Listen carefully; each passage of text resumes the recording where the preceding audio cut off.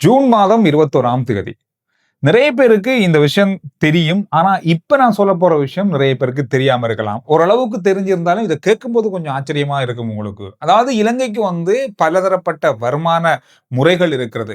சுற்றுலாவால இருக்கு, இங்கிருந்து ஏற்றுமதி செய்யப்படுகின்ற பொருட்களாக இருக்கு. இந்த மாரி நிறைய இருந்தாலும், அதிகளவான வருமானம் தாரது நம்ம நாட்டில இருந்து வெளிநாடுகளுக்கு சென்று, அங்கு மக்கள் வேலை செய்து அங்கிருந்து அனுப்புகின்ற பணம். இந்த வருமானத்துல அதிகளவான வருமானம் எந்த நாட்டுல இருந்து வருது அப்படின்ற ஒரு கேள்விக்கான பதில் நம்மகிட்ட இருக்கு. வெளிநாட்டுல இருந்து வார வருமானத்துல முதலாவதா இருக்கு குவைத்துல இருந்து வார வருமானம் தான். විශේෂයෙන්ම හැමතිස්සේම කුවේට් රාජ්‍යය තමයි ප්‍රමුඛ වෙලා ඉන්නේ. குவைத்துக்கு தான் இலங்கையிலிருந்து அதிகமானவங்க வேலைக்காகவும் போறாங்க.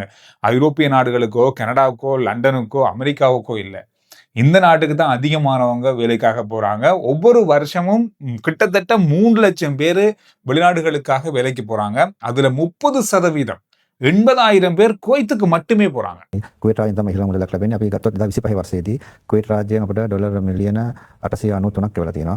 கடந்த 2025ஆம் ஆண்டு மட்டுமே குவைத்திலிருந்து இலங்கைக்கு 892 மில்லியன் அமெரிக்க டாலர்கள் வெளிநாட்டு நாணய பரிமாற்றமாக இலங்கைக்கு வந்திருக்கிறது.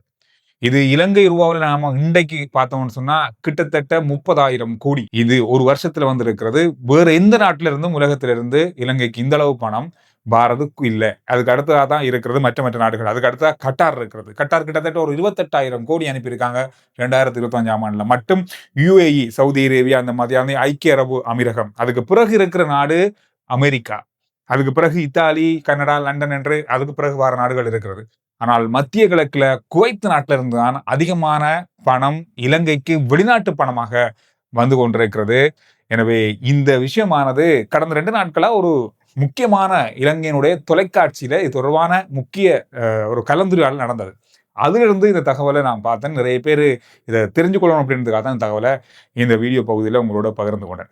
ரைட். இன்னொரு முக்கியமான விஷயம், இலங்கையில பெருமளவான மோசடிகள் நடந்து கொண்டிருக்கு. நாம நேற்றைய நாள்லயும் ஒரு வீடியோல இலங்கை மத்திய வங்கியினுடைய மிக முக்கியமான பிரமுகர்களோட ஒரு நேர்காணல், அதை நீங்க அந்த நேர்காணல பாக்குறேன்னா அந்த வீடியோவை நான் முதல் கமெண்ட்ஸ்லையும் தாரேன், இதுலையும் டேக் பண்ணி விடுறேன், பாருங்க. கண்டிப்பா நிறைய மோசடிகள், அது சொல்ல முடியாது அளவுக்கு அதிகமான மோசடிகள் இலங்கையில் நடக்குது. அதை எப்படி தடுக்கலாம், என்ன மாதிரியான முன் எச்சரிக்கையோடு நாங்க இருக்கலாம் அப்படின்றதுக்கான தரவுகள் அதுல கொடுக்கப்பட்டிருக்கு.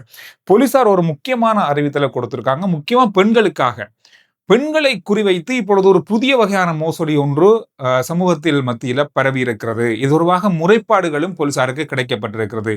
என்ன வகையான மோசடி அப்படின்னு சொன்னா, பெண்களை சமூக வலைத்தளம் மூலமா தொடர்பு கொண்டு காதல் அல்லது அவங்களோட நட்பாகிறது, நேரடியா சந்திக்கணும்னு சொல்றது, இந்த மாதிரியான ஒரு விதமான தொடர்புகளை ஏற்படுத்தி அவங்கள்ட்ட இருந்து பணம், அது மட்டும் இல்லாமல் துஷ்பிரயோக செயல்கள், மயக்க மருந்து கொடுத்து துஷ்பிரயோகம் செய்த சம்பவங்கள் என்று கடந்த நாட்கள்ல சில சம்பவங்கள் பதிவாகி அது தொடர்பான முறைப்பாடுகளும் கிடைக்கப்பட்டிருப்பதாக போலீசார் சொல்லியிருக்காங்க. எனவே சமூக வலைதளம் மூலமாக யாரென்றே தெரியாத நபர்களோடு திடீர்னு நட்புறவாகி அவங்கள்ட்ட உங்களுடைய தகவல்களை பரிமாறிக் கொள்றது, புகைப்படங்களை அனுப்புறது, வீடியோக்களை அனுப்புறது, உங்களுடைய முக்கியமான ஆவணங்களை கையளிக்கிறது, இந்த மாதிரியான விஷயங்களை தவிர்த்து கொள்ளுங்க. குறிப்பா காதல், திருமணம், இந்த மாதிரியான விஷயங்கள் கூட இதனால ஏமாற்றப்பட்டிருக்கிறார்கள் நிறைய பேரு. நிறைய பெண்களை குறிவைத்து தான் இந்த மோசடி இப்பொழுது நடந்து கொண்டிருக்கு. மிக அவதானமாக இருந்த யாரென்றே தெரியாதவங்க திடீர்னு வருவாங்க, நட்புறவாகுவாங்க, உங்களோட தனிப்பட்ட முறையில பேசுவாங்க, உங்களுக்கு தெரிஞ்சு கொண்டே சில விஷயங்களை பேச வாய்ப்பு இருக்கு. நீங்களும் அவங்களுக்கு சில தகவல்களை கொடுப்பீங்க, தெரிஞ்சோ தெரியாமலோ. மிக அவதானமா இருங்க. இது ஒருவான சம்பவங்கள் உங்களுக்கு நடக்குது அல்லது யாருக்காக நடந்திருக்கு அப்படின்ற தகவல்கள் உங்களுக்கு கிடைத்தால் 118-119-17, அதாவது 107 109 என்ற இலக்கங்களுக்கு அழைத்து நீங்க முறைப்பாடுகளை செய்யலாம். 2-3 நாட்களுக்கு முதல்ல ஒரு வீடியோல நாம பார்த்திருந்தோம், பாடசாலை மாணவர்களிடையில உடல் எடை அதிகரித்தல், பருமன் ஆகிற இந்த மாதிரியான விஷயங்கள் கண்டெடுக்கப்பட்டிருக்கிறது. அதிகளவான மாணவர்கள் இந்த மாதிரி ஒரு நிலைக்கு தள்ளப்பட்டிருக்காங்க. இதை உடனடியாக கட்டுப்படுத்துற முகமா கல்வி அமைச்சு ஒரு முக்கியமான சுற்றறிக்கையை அனைத்து பாடசாலைகளுக்கும் அனுப்பியிருக்காங்க. என்ன அனுப்பியிருக்காங்கன்னு சொன்னா, இனிமேல் பாடசாலை சிற்றுண்டி சாலைகள்ல ஹாட் அப்படின்ற அந்த உணவு, பர்கர், பீட்சா, பிஸ்கட், கேக் மற்றும் போத்தல் அடைக்கப்பட்ட குளிர்பானங்கள், பொதி செய்யப்பட்ட குளிர்பானங்கள், அந்த பால், அந்த மாதிரியான விஷயங்கள், இந்த மாதிரியான உணவுகள் வழங்கப்படக்கூடாது, விற்பனை செய்யப்படக்கூடாது அப்படின்ற அளவுல அறிவுறுத்தல் வழங்கப்பட்டு அனைத்து பாடசாலைகளுக்கும் இந்த சுற்றறிக்கை அனுப்பப்பட்டிருப்பதாக சொல்லப்பட்டிருக்கு. எனவே மாணவர்களுடைய இந்த உணவு பழக்கத்துல மாற்றத்தை மாற்றத்தை கொண்டு வருவதற்காகவும் அவங்களுக்கு ஏற்பட்டிருக்கின்ற பாதிப்பை பாடசாலையில வைத்தே தடுப்பதற்காகவும் இந்த நடவடிக்கையை எடுத்திருக்காங்க. இது ஒரு நல்ல விஷயம். எல்லா பாடசாலைகளும் இதை பின்பற்றுவாங்களா அப்படின்ற கேள்வி இருக்கு. பின்பற்றினால் மிக நல்லது. எனவே இந்த விஷயம் ஒன்று நல்ல பார்க்கக்கூடிய ஒரு செய்தியாக இருக்கு. உலக சந்தையில இப்பொழுது எரிபொருள் விலை பாரிய வீழ்ச்சியை சந்தித்திருக்கு. அதுல எந்த மாற்றமும் இல்லை. ஆனால் மீண்டும் ஹோர்முஸ் கால்வாயை ஈரான் மூடி இருக்காங்க. லெபனான் மீது இஸ்ரேல் தொடர்ந்து தாக்குதல் நடத்துறதால அதை கண்டிச்சு இந்த நடவடிக்கை இவங்க எடுத்திருக்காங்க. ஒரு புதிய ஒரு ஒப்பந்தத்துக்கு வரணும் அப்படின்ற மாதிரி ஒரு கோரிக்கையை அமெரிக்காவுக்கு வச்சிருக்காங்க. இது ஒரு பெரிய ஒரு சிக்கலாக இருக்கு. அதை நாங்க பிறகு பார்த்தாலும் இப்ப இலங்கையில எரிபொருள் விலை குறையுமா என்ற கேள்விக்கு பெரிய அளவான மாறுபட்ட கருத்துக்கள் தொடர்ச்சியாக முன்வைக்கப்பட்டு கொண்டிருக்கு. இது ஒரு பெரிய விவாதமாகவே மாறி இருக்கிறது. அரசாங்கம் என்ன சொல்றாங்கன்னா வார ஆகஸ்ட் செப்டம்பர் வரைக்கும் எரிபொருள் விலையை மாற்றம் செய்ய முடியாது. பாரிய அளவான நட்டத்துல நாங்க இருக்கிறோம். எனவே ஏற்கனவே பெரிய விலைக்கு நாங்க வாங்கிட்டோம். அதனால இப்ப குறைக்க முடியாது அப்படின்ற மாதிரி சொல்லியிருக்காங்க. எதிர்க்கட்சியில் இருக்கிற நாமல் ராஜபக்ச என்ன சொல்றான்னு சொன்னா அரசாங்கம் எந்த வகையில எரிபொருள் விலையை தீர்மானிக்கிறாங்க என்ற வெளிப்படையான தகவல்களை வெளியிட வேண்டும் அப்படின்ற மாதிரியான கருத்துக்களை அவர் 2 நாள்ல வெளியிட்டிருக்காரு. அதோட தனியார் போக்குவரத்து பஸ் போக்குவரத்து சங்கம் என்ன சொல்றாங்கன்னு சொன்னா என்னதான் எரிபொருள் விலை குறைத்தாலும் வர 6 மாசத்துக்கு போக்குவரத்து கட்டணத்தை குறைக்க முடியாது அப்படின்னு சொல்லியிருக்காங்க. ஆனா நாளைக்கே எரிபொருள் விலை கூட்டினா நாளன்றைக்கே போக்குவரத்து கட்டணம் அதை வச்சிருவாங்க. அந்த மாதிரி அப்படிதான் அவங்களோட நிலைமை இருக்கும். அப்படி ஒரு அறிவித்தல் அவங்க கொடுத்திருக்காங்க. இன்றைய நாள்ல பாகிஸ்தான்ல பெரிய அளவான ஒரு எரிபொருள் விலை குறைப்பு நடந்திருக்கிறது.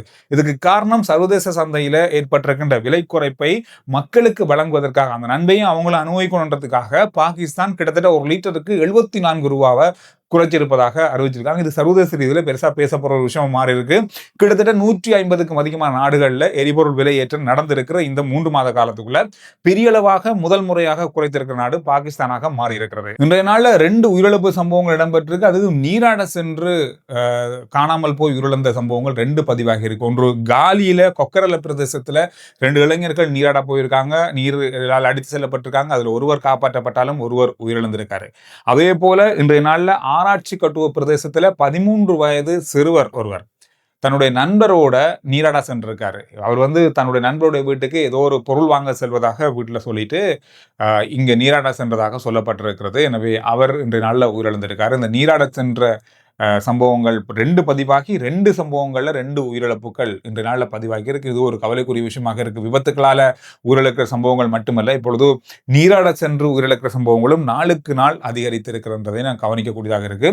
பெரிய அளவான, அதாவது பாரிய அளவான டொலர் பெறுமதிகளை அல்லது டொலர்களை வெளிநாடுகளுக்கு சட்டவிரோதமாக அனுப்பிய வெள்ளவத்தையை சேர்ந்த 34 வயதுடைய நபர் ஒருவர் கைது செய்யப்பட்டிருக்காரு. இது சாதாரணமான ஒரு கைதாக இருந்தாலும் நாம பார்க்கறதுக்கு இதுக்குள்ள போய் பார்க்கும்போது இவர் கடந்த 2023ஆம் ஆண்டிலிருந்து 25ஆம் ஆண்டு வரைக்கும் உள்ள காலப்பகுதிக்குள்ள கிட்டத்தட்ட 85 நிறுவனங்களுடைய பெயர்கள்ல பாரிய அளவான டொலர்களை வெளிநாடுகளுக்கு அனுப்பியிருக்காரு. என்னத்துக்கு இறக்குமதி செய்ய போறேன், இந்த பொருளை இறக்குமதி செய்ய போறேன், இந்த வாகனத்தை இறக்குமதி செய்ய போறேன், இந்த மாதிரியான ஒரு அறிவித்தலின்படி நிறைய டாலர் வெளிநாடுகளுக்கு அனுப்பப்பட்டிருக்கிறது. ஆனால் சுங்கத்துறைக்கெல்லாம் கடந்த காலங்களில் சில சோதனைகள் செஞ்சாங்க. என்னென்ன விஷயங்கள் யார் யார் இறக்குமதி செஞ்சாங்க, என்னென்ன விஷயங்கள்ல கட்டுப்பாடு கொண்டு வரலாம்னு சொன்னாங்க. அந்த விஷயத்துல இது பிடிபட்டிருக்கு. பார்க்கும்போது இந்த நிறுவனங்களிலிருந்து அனுப்பப்பட்டிருக்கக்கூடிய எந்த பொருளுமே இறக்குமதி ஆகலை. காசு வெளியே போயிருக்கிறது. இலங்கை மத்திய வங்கி காசை அந்த நிறுவனங்களுக்கு அனுப்பியிருக்காங்க ஒழிய அந்த நிறுவனங்கள்லேருந்து பொருட்கள் வரல. அப்பொழுதுதான் தேடி பார்க்கும்போது இது ஒரு மோசடியான விஷயம். இங்கிருந்து சட்டவிரோதமான முறையில் டொலர்கள் பாரிய அளவு அனுப்பப்பட்டிருக்கு அப்படின்றது கண்டுபிடிக்கப்பட்டு இப்பொழுது கைது செய்யப்பட்டிருப்பதாக சொல்லப்பட்டிருக்கு. இது ஒரு வித்தியாசமான ஒரு மோசடி. இலங்கையில போதைப் பொருள் பாவனையால பாதிக்கப்படுபவங்களுக்கு புனர்வாழ்வு அளிப்பதற்காக 4 இடங்கள்ல புனர்வாழ்வு மையங்களை பெரிய அளவில் அமைக்கிறதுக்கு ஒரு திட்டம் கொண்டு வந்திருக்காங்க. இதுல முக்கியமா குருநாகல், அக்குரச, மட்டக்களப்பு ஆகிய பிரதேசங்கள்ல இந்த புனர்வாழ்வு மையங்கள் அமைக்க போறாங்க. இது தனியார்களுக்கும் கொடுக்கறதுக்கு, தனியாரும் அமைத்து அவங்களை பராமரிக்கிறதுக்கு, அதுல இருந்து மீள்வதற்கான நடவடிக்கை எடுக்கிறதுக்கான வழிமுறைகள் செய்வதற்கு தனியாருக்கும் இந்த பங்குகள் வழங்கப்படும் அப்படின்ற மாதிரி சொல்லப்பட்டிருக்கு. இந்த விஷயங்கள் தான் நல்ல பார்க்கப்பட்ட மிக முக்கியமான செய்திகளுடைய சுருக்கம்.